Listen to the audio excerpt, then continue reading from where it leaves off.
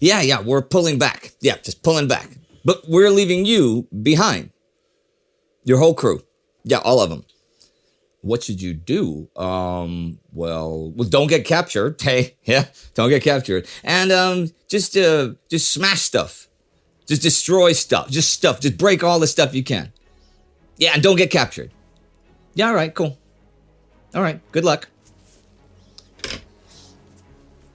August 1st, 1941. Japan has taken, and continues to take, aggressive measures to secure new resources to continue its war in China. And this week, that brings conflict between them and the Western powers. So what do those Western powers do? They cut them off.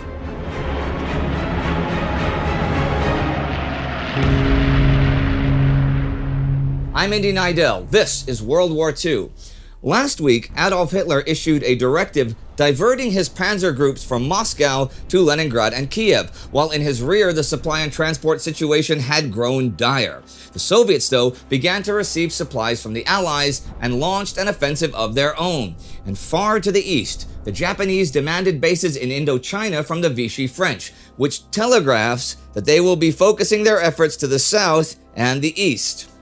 This week, the Japanese occupation of southern Indochina begins. The Vichy French will continue to administer Vietnam.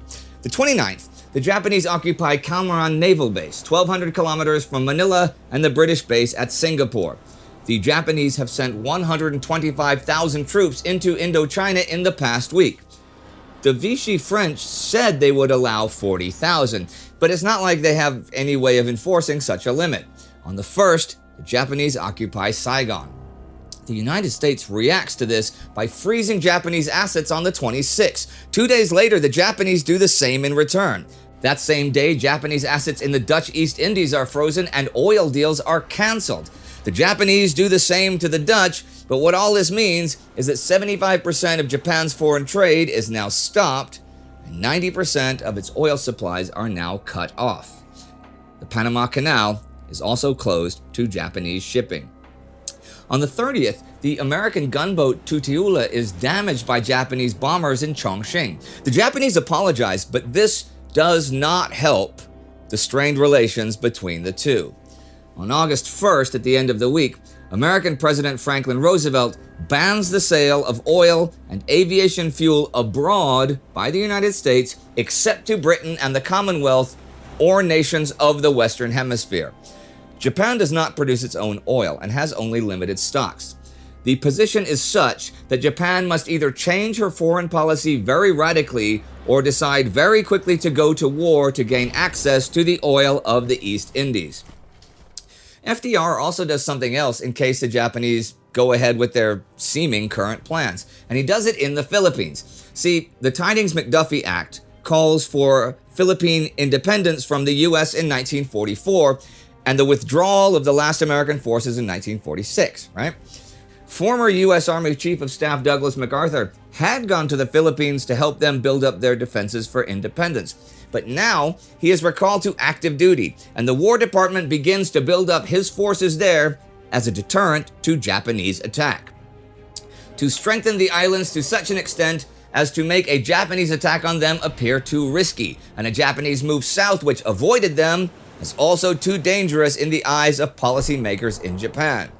So there might soon be action in the seas there, but lately there's been a lot of action in another sea, in the Battle of the Atlantic.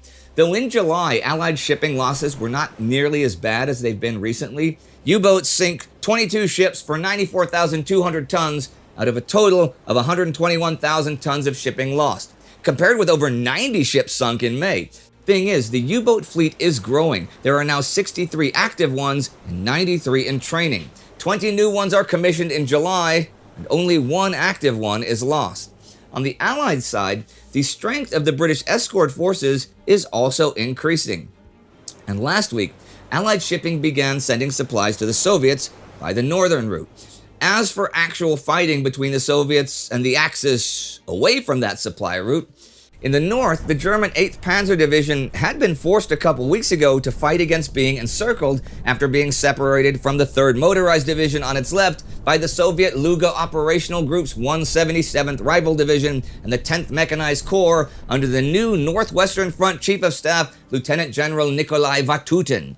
German plans in general were disrupted by this, since Erich Höppner had to divert troops to rescue the 8th at Solzhenitsyn. But since the 8th does survive, the 1st Army Corps captures Shimsk now on the 30th, and Ernst Busch's 16th Army is also advancing and reaches the south side of Lake Ilmen as the week ends. On the other side of Leningrad, Finnish attacks towards Viipuri and Vuosalmi begin. As for Army Group Center, the Smolensk pocket is closed the 27th, with a drive from Hermann Holt's Panzer Group 3 from the north. But there are still a great many men inside who will fight to break out.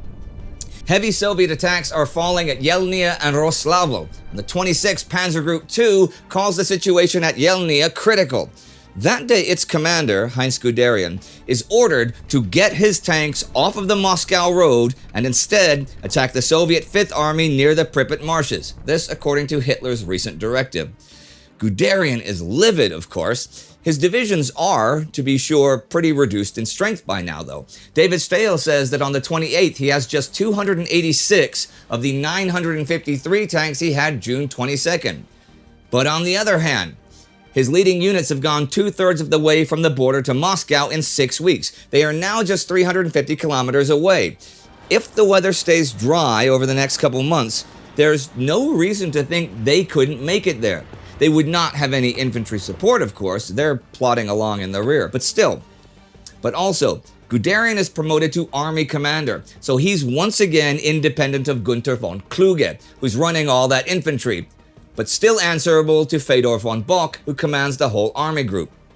Bock shares Guderian's views about continuing on to Moscow, so Guderian launches a delaying tactic to prevent having to turn south, and his forces get involved in the battle for Roslavl, just over 100 kilometers east of Smolensk, which is where the Kiev, Moscow, and Leningrad roads meet. His purpose was to entangle his forces so deeply with the Russian defenders that the justification for their diversion to assist Rundstedt would be overtaken by events, and so allow him to proceed towards Moscow as originally ordered. This actually nearly worked, because Soviet commander Semyon Timoshenko had sent in reserves in that sector, but Hitler soon has second thoughts. On the 30th, he issues Directive 34 and arranges to visit Army Group Center August 4th to see firsthand how things really are. This directive's intro says that Guderian's and Hoth's panzers need 10 days to rehabilitate themselves, so their tasks of the previous directive, diversions to the north and south, are postponed. Army Group Center will go on the defensive while the tanks are getting back into shape. Army Group South will fight without reinforcements from Army Group Center for the time being. They are to destroy the enemy forces west of the Dnieper, and by taking the bridgehead south of Kiev, set the stage for bringing the 1st Armored Group to the east banks of the river. The Soviet 5th Army must be destroyed west of the Dnieper, and any chance that it can break through to the north, across the Pripyat River, must be eliminated. Adolf Hitler is directing this whole operation differently from earlier ones. His confidence in himself as a military commander is a lot bigger by now. He had left the conduct of the Polish campaign to his generals, and had largely been talked into the Scandinavian invasions by Admiral Raeder. Before and during the campaign in the West, he had given his generals orders, but had also suffered from severe attacks of indecision and second thoughts, notably outside Dunkirk. Since the inception of Barbarossa, however, he had found an increasing certitude. It was in the fullest sense his war. It had started triumphantly, and as its course developed, he grew overbearing in its direction. And here is another long quote, one from David Glantz, about what the new plans mean.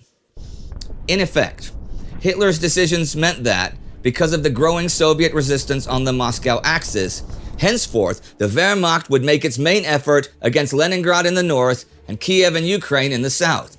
The reality was that the momentum of the Blitzkrieg was slipping away, not only because of the hesitation of the German High Command, but also because of the stubborn resistance of Soviet troops.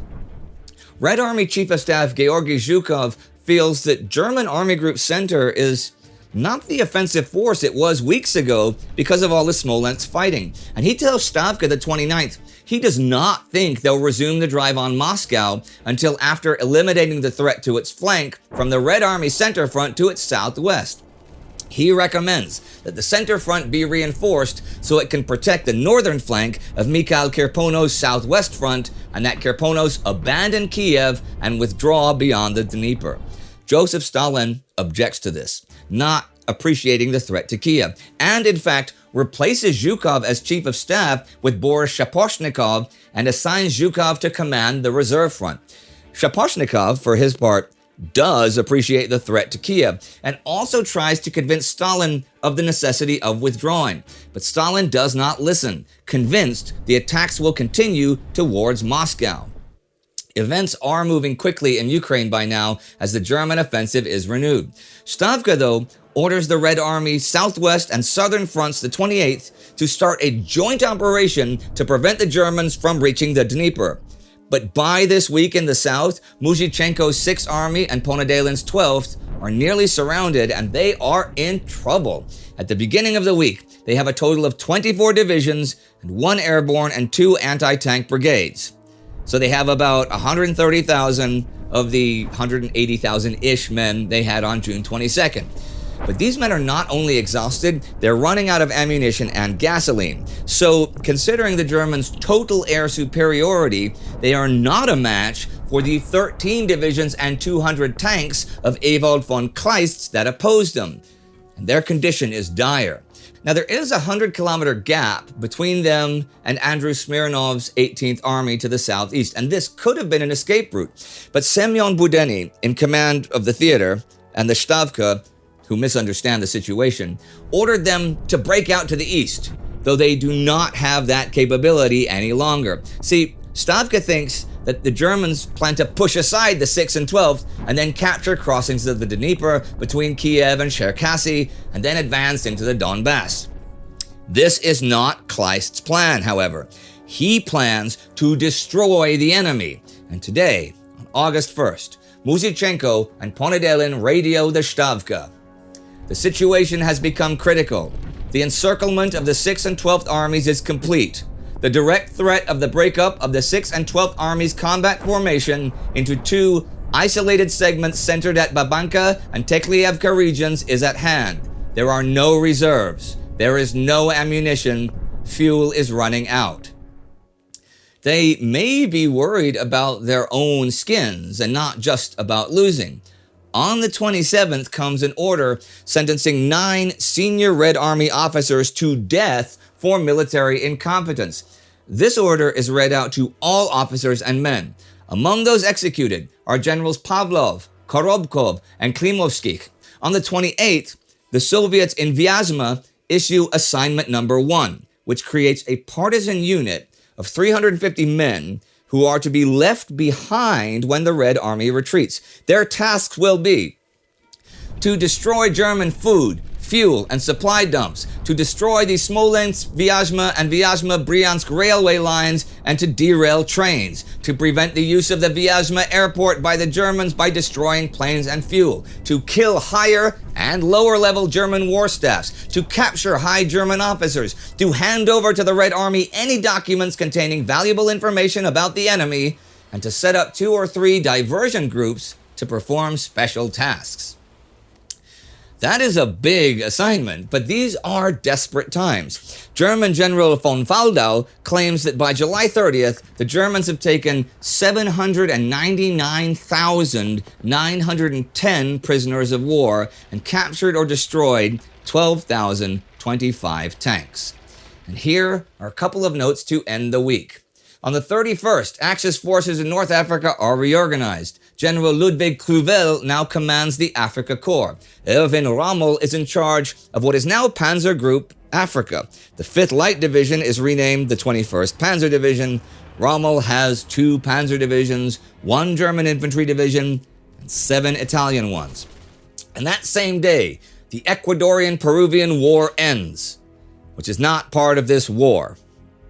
So, that is this week. With the Japanese taking bold new aggressive measures that concern the Americans and the Dutch, Hitler taking more and more control of the war in the East, and changing his orders seemingly every week, and the Germans continuing to have success in the field, in the north, and in the south. Martin Gilbert writes that on July 31st in Kishinev, what is today Chisinau, the capital of Moldova, the first five-figure civilian massacre of the war comes to its end. In 2 weeks, over 10,000 Jews have been murdered. This is just a small portion, though, of the Jews already murdered across Moldova and in the rest of the occupied territory. Also that day, on orders from Hitler, Hermann Goering orders SS General Reinhard Heydrich to, as soon as possible, submit a complete proposal for the organizational, operational, and material plan for the endeavored final solution of the Jewish question. We explain the context of Goering's order in our War Against Humanity series. Now, these episodes are now coming out every second week. You can watch the most recent one right here. Our Time Ghost Army member of the week is Joshua Pramayasa. It is thanks to the financial contributions of the Time Ghost Army that we are able to put all of these events into a new context of chronology to remember our past and to learn from it. So join the army at patreon.com or timeghost.tv. See you next time.